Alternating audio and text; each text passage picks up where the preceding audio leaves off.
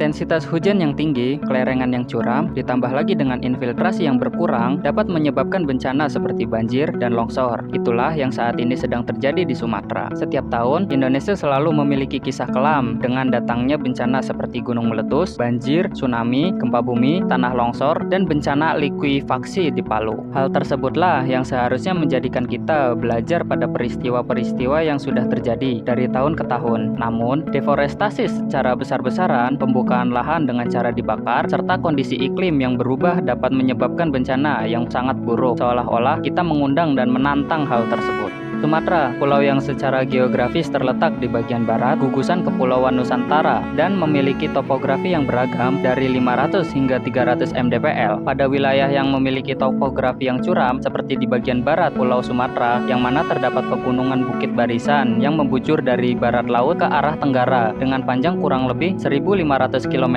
dapat menyebabkan terjadinya banjir bandang dan longsor di daerah tersebut. Di video kali ini, kita akan membahas penyebab dan apa yang sebenarnya terjadi di Sumatera baru-baru ini. Siklon Senyar, siklon tropis yang terjadi di bawah 5 derajat dari Khatulistiwa. Siklon ini sebenarnya jarang terjadi di garis ekuator dan seharusnya melemah saat mencapai daratan. Namun, tekanan udara yang rendah dan disertai dengan intensitas hujan yang lebat membuat siklon ini tetap berkembang dan bertahan. Siklon Senyar memiliki kecepatan angin maksimum mencapai hingga 80 km per jam dan membawa hujan deras yang dapat menyebabkan bencana alam seperti banjir dan longsor. Baru-baru ini, siklon tersebut mendarat di Sumatera, timur laut menjelang tengah malam, yang diperparah dengan meningkatnya gesekan angin sehingga berdampak pada daratan. Siklon tropis ini sebenarnya sudah menunjukkan bukti-buktinya, yang mana BMKG telah memantau adanya pergerakan bibit siklon 95B di kawasan Selat Malaka. Pada saat mencapai Aceh, siklon tersebut berevolusi menjadi siklon Senyar, yang menyebabkan terjadinya angin kencang, tanah longsor, dan banjir bandang. Pergerakan siklon tersebut telah menyebabkan duka bagi 3 provinsi, yaitu Aceh, Sumatera Barat, dan Sumatera Utara. Hadirnya siklon tersebut yang diperkuat oleh curah hujan yang tinggi menyebabkan bencana longsor dan banjir bandang di wilayah tersebut, yang menyebabkan banyak material ikut tergerus oleh derasnya arus bencana. Menyoroti berita yang sering dinarasikan, yaitu adanya kayu gelondongan yang ikut serta terbawa arus tersebut, menjadikannya sebagai perspektif lain dalam pandangan publik. Potongan yang rapi dan bentuknya yang presisi membuktikan bahwa kayu tersebut hasil dari tangan-tangan manusia, bukan hasil buatan alam. Hal tersebutlah yang menjadikannya sebagai pandangan negatif bagi masyarakat. Keseimbangan ekosistem yang terganggu